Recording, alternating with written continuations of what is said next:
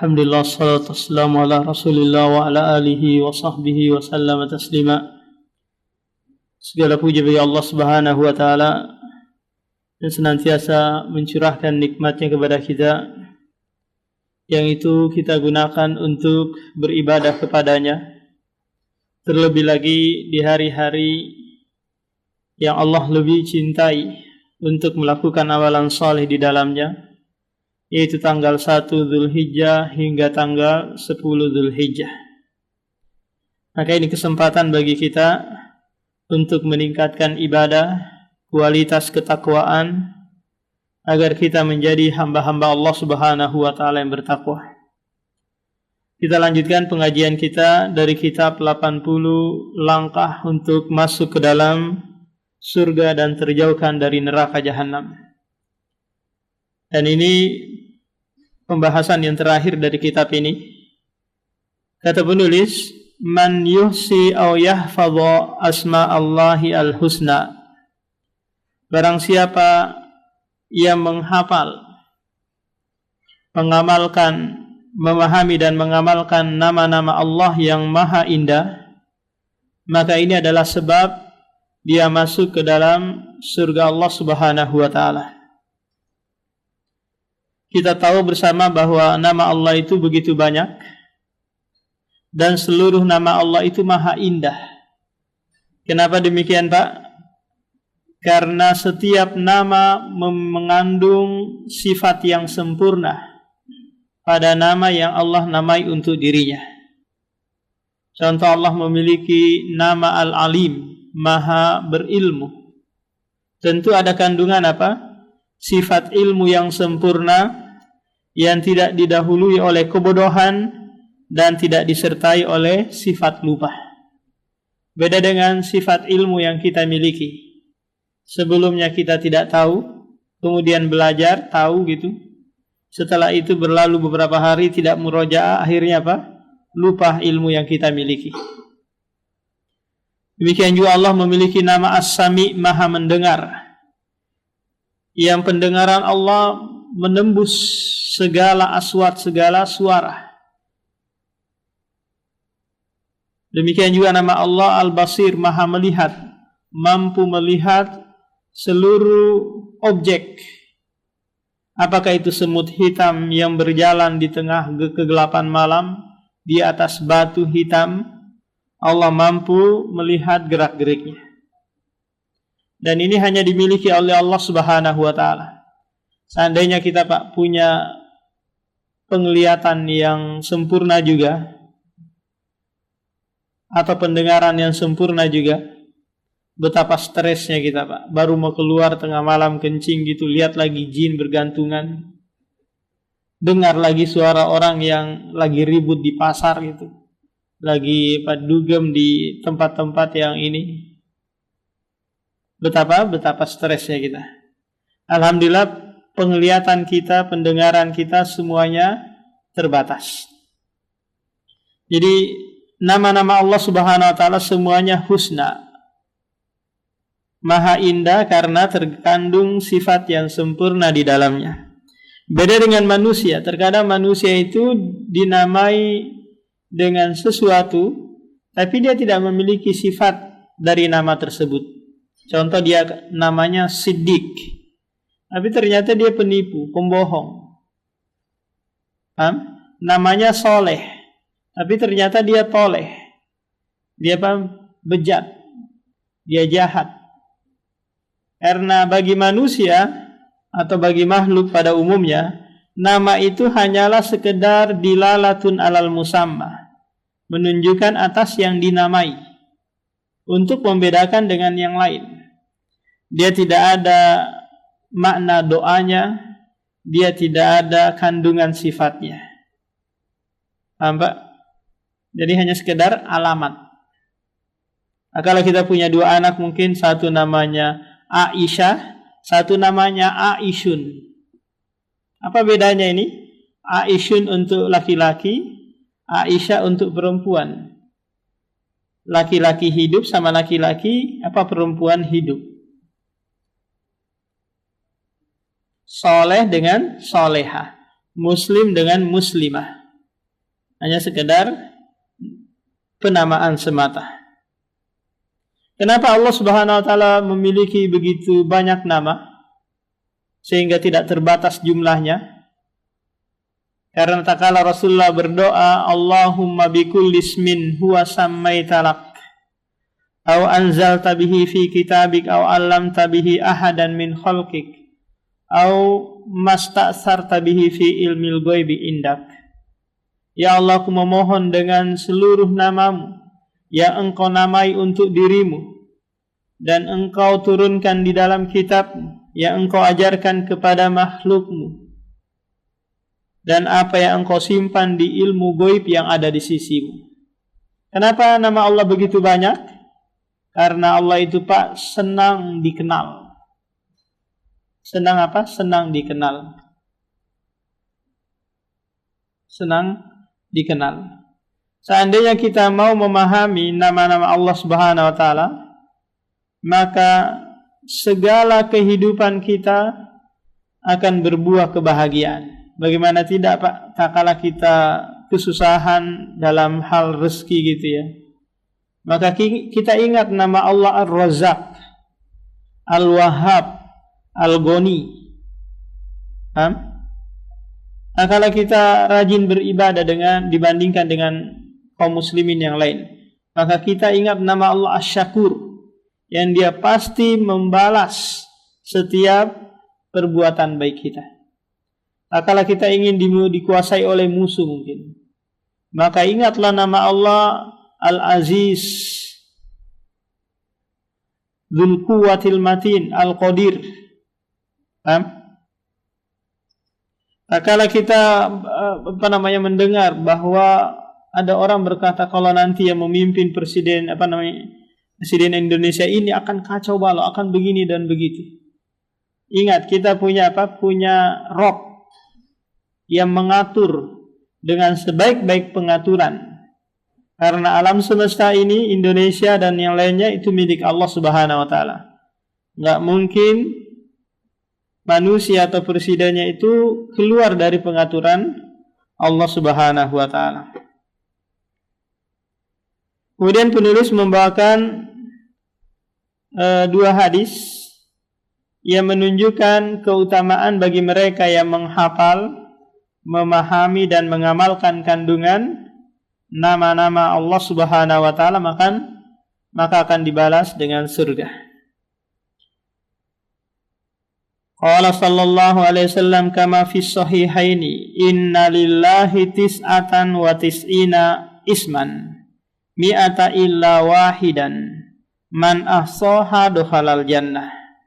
Wa fi riwayatin ukhra fi sahihaini inna lillahi tis'atan wa tis'ina isman mi'ata ghairi wahidin la yahfazuha ahadun illa dakhalal jannah wa huwa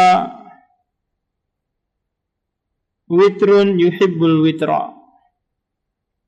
Kata Rasulullah sallallahu alaihi wasallam, sesungguhnya Allah memiliki 99 nama, 100 kurang 1. Barang siapa yang menghafalnya, maka akan masuk ke dalam surga. Dalam riwayat yang lain, sesungguhnya Allah memiliki 99 nama, 100 kurang 1. Tidaklah seseorang menghafalnya kecuali dia akan masuk ke dalam surga. Dan Allah itu maha ganjil, menyukai yang ganjil. Dua hadis ini mengabarkan kepada kita tentang nama Allah Subhanahu wa taala yang itu tidak terbatas pada 99 semata. Karena 99 di sini bilangan ini diperuntukkan bagi mereka yang mau menghafalnya. Nampak? Contoh seperti ini, saya memiliki uang 100.000 di kantong untuk membayar pelunasan karpet Masjid Al-Hikmah. Paham? Maka uang 100.000 saya ini diperuntukkan untuk sedekah, untuk infak, untuk amal jariah. Tidak menunjukkan bahwa saya tidak memiliki lagi uang di tempat-tempat lain, apakah di bawah bantal, ataukah di lemari, ataukah di bank. Masih ada uang-uang yang lain. Cuma yang diperuntukkan untuk infak itu hanya 100.000. Nah, di sini 99 nama itu, Pak, diperuntukkan bagi mereka yang mau menghafalnya, memahaminya, dan mengamalkannya. Lantas bagaimana cara kita mengamalkan nama Allah Subhanahu wa Ta'ala? Caranya, Pak, dengan dua cara. Cara yang pertama yaitu tak kala kita berdoa, kita bertawassul dengan namanya. Contoh, kita minta rezeki, kita pakai nama Ar-Razzaq. Ya Razzaq irzikni. Kita mau minta disayangi, ya Rahman irhamni. Kita mau agar tidak dikuasai oleh musuh, ya Al-Qadir, ya Al-Aziz. Paham? Menjadikan nama-nama ini sebagai tawassul, perantara. Cara yang kedua yaitu mengamalkan setiap konsekuensi dari nama Allah Subhanahu wa Ta'ala. Contoh, Allah memiliki nama Al-Ghaffar, berarti dia Maha Pengampun, kan, Pak, ya? Maka jangan putus asa. Selama Anda hidup, maka selama itu Anda dituntut untuk meminta ampun. Sebanyak apapun dosa yang Anda pernah lakukan. Apakah dosa syirik, dosa mencuri, dosa riba, dosa pernah membunuh orang, maka Allah senantiasa hadir dengan Al-Ghaffar At-Tawwab, Maha menerima ampunan dan menerima taubat. Demikian juga Allah Ar-Rahman Ar-Rahim, Maha Penyayang. Allah sering menggabungkan ini, Pak, Ghafurur Rahim, Maha Pengampun lagi Maha Penyayang. Menunjukkan kalau Allah mengampuni hambanya, dia sertai dengan apa? Dia sayangi juga. Karena manusia itu, Pak, kadang mengampuni seseorang, memaafkan seseorang, tapi tidak menyayanginya. Contoh, ada karyawan gitu, dia bandel, sering korupsi waktu, korupsi uang, terus sering lambat masuk, banyak pelanggaran. Terus dia datang terus minta maaf kepada direkturnya, Pak, maaf ya Pak, maaf. Kira-kira apa yang akan diucapkan oleh bosnya ini, Pak? Saya capek maafin kamu. Atau dia bilang, ya udah saya maafin kamu, tapi jangan kerja lagi di sini. Paham? Saya nggak mau lihat wajahmu lagi. Ini berarti apa? Diberikan maaf, diampuni, cuma nggak disayangi. Hanya Allah yang melakukan hal ini. Maha Pengampun lagi Maha Penyayang. Manusia tak satu pun yang bisa melakukan hal tersebut. Hal ini akan berujung apa, Pak? Saya capek maafin kamu. Dan kamu tuh nggak ada mau tobat-tobatnya. Karena manusia itu adalah makhluk yang tidak luput dari kesalahan. Selama dia hidup, maka selama itu dia melakukan kesalahan. Potensi di dalam dirinya ada. Fa'alhamaha fujuraha wa taqwaha. Karena Allah lah yang mengilhamkan pada diri setiap manusia itu kefajiran dan ketakwaan. Kemudian yang terakhir, majtama'an fimri'in illa dukhalal jannah. Tidaklah berkumpul pada diri seseorang hal-hal yang disebutkan dalam hadis di bawah ini, kecuali dia akan masuk ke dalam surga. Qala sallallahu alaihi wasallam kama inda Muslimin. Imam Muslim meriwayatkan sebuah hadis, tatkala Rasulullah duduk-duduk bersama sahabatnya di pagi hari, lantas dia bertanya nih kepada sahabatnya sebagai bentuk motivasi untuk melakukan amalan. Man asbaha minkumul yawma sha'iman? Siapa yang pagi ini berpuasa? Lantas Abu Bakar berkata, ana, saya wahai Rasulullah. Rasulullah bertanya lagi, faman tabi'a minkumul yawma janazatah? Siapa yang hari ini mengantar jenazah? Lantas Abu Bakar lagi menjawab, saya wahai Rasulullah. Di antara sahabat-sahabat yang lain gak ada nih yang menjawab saya. Kemudian pertanyaan ketiga lagi.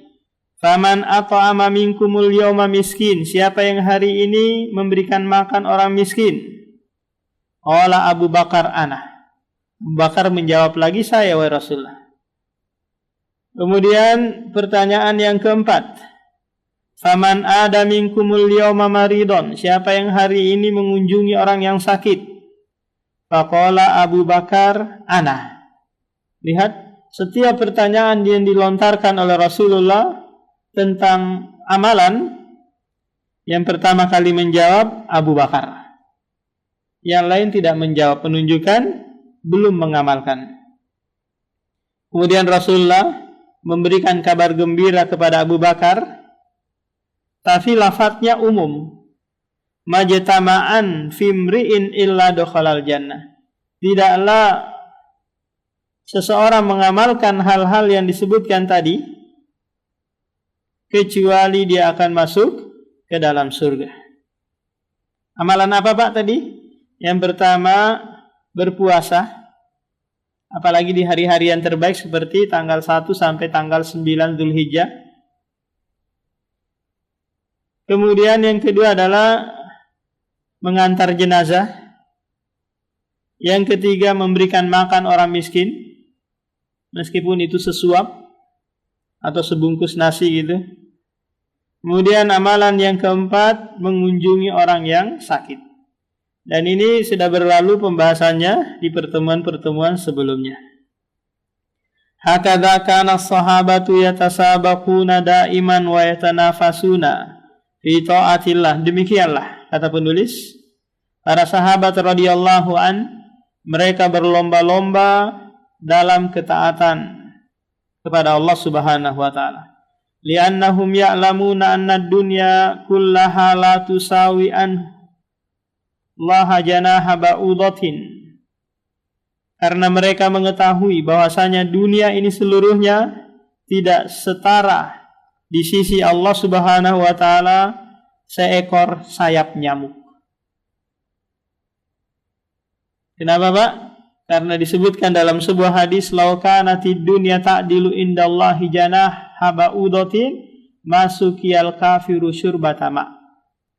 Seandainya dunia dan seisinya ini setara di sisi Allah itu dengan seekor sayap nyamuk, niscaya Allah tidak memberikan seteguk air bagi orang kafir.